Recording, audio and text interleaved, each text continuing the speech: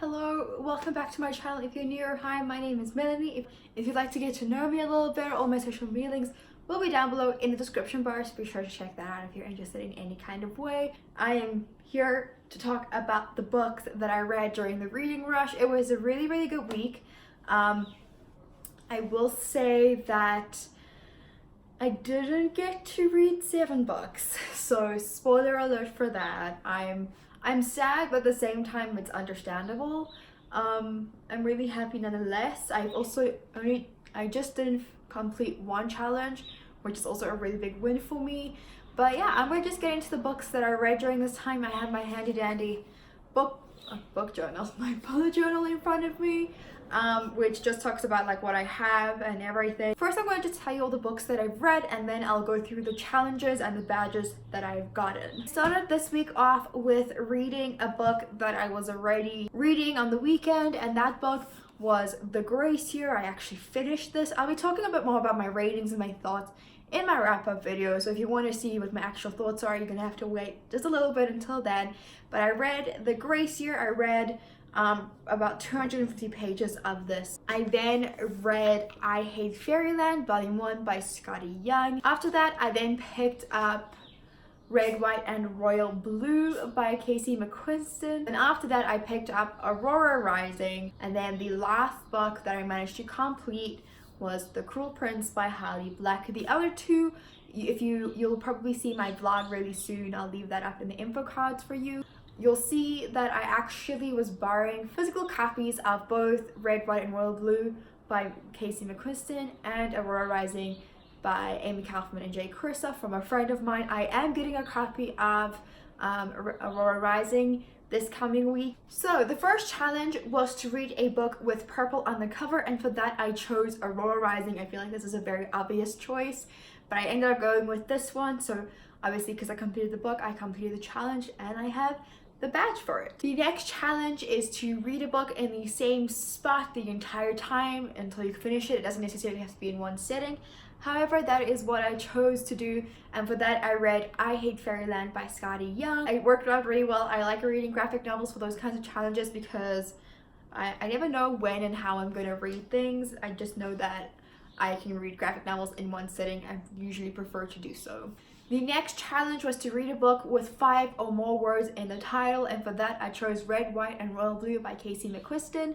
This book has exactly 5 words in the title. The next challenge is to read a book I meant to read last year, and for that I chose The Cruel Prince by Holly Black. I've been meaning to read this since it came out, so it was very fitting. The next challenge was to read a book with a non-human main character. Unfortunately, I had to double up for this, and the book I chose was Aurora Rising, which had multiple non-human main characters. 4 out of the 7 point of views were non-human people. I think you can even count Ori as non-human to some extent. The next challenge is to read an author's first book, and for this I also chose Red, White, and Royal Blue. I didn't really have a lot of author firsts on my TBR this time around, or in general. I don't have a lot of author's first novels that I'm keen to read or reread at this point in time. The last challenge, which is the one that I unfortunately didn't get to complete or get the badge for, and that was to read and then watch the movie adaptation of a book. Unfortunately, I didn't get to that. I did start Crazy Rich Asians, but I didn't get far into it, and I didn't actually get to read it really, so I'm not counting it. I got like 3% through with the book, and whilst it is still Sunday, I don't think I'm going to be reading. I have a lot of uni work that I need to get through, so unfortunately it's about priorities. But yeah, so that's the only challenge that I didn't get to complete this time around. However, I'm just going to go through the badges that I've gotten. I'll put them all over here so you can see them. Out of the 16 badges, I have 11, which is quite good, I think. A lot of them were very much conditional, meaning I didn't get them because of certain reasons, and I'll get to those ones. I'm just going to go through the list. So obviously I have the badge for reading a book with a purple cover, reading a book in the exact same spot the entire time, reading a book with 5 or more words in the title, reading a book that I meant to read last year, reading a book with a non-human main character, reading an author's first book.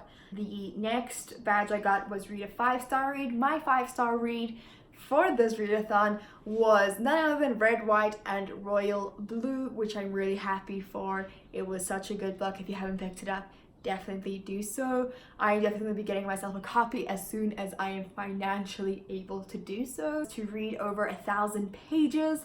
I think I actually ended up reading about 1.6. Make a booktube video. I cheated because I used my TBR video, so technically I didn't participate in this. I feel bad for not participating in any other challenges. Loved the last couple, the reading nook, the spy names, and the recommendation story, but unfortunately I'm just not in. I just don't have the time to do them, so it's just how it is going to be. Participate in a Twitter sprint. I actually participated in day one in one Twitter sprint, and then I participated in another one, kind of only for a short while, sometime throughout the rest of the week. I can't remember what day it was.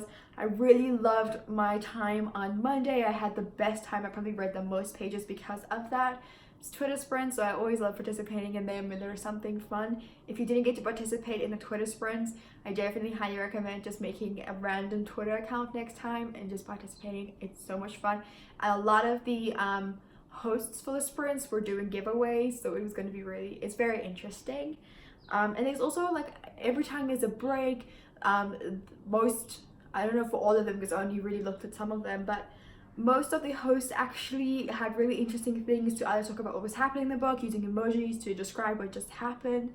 It was very, very interesting. I highly recommend participating in the sprint next time. Then the next challenge that I did get was go to a read-in. I did not go to a physical read-in. Unfortunately, it just didn't work out that way, and I didn't even organize one. Even if I could have, I didn't. I did participate in the virtual reading hosted by Raylene and Ariel, and which I really, really enjoyed. I did catch the foot end of it though, I will say, but I really enjoyed it nonetheless. That is my reading rush wrap up. I'm really happy with what I did end up reading. I'm definitely going to participate in the next one, whenever that may be. Thank you so much for watching today's video.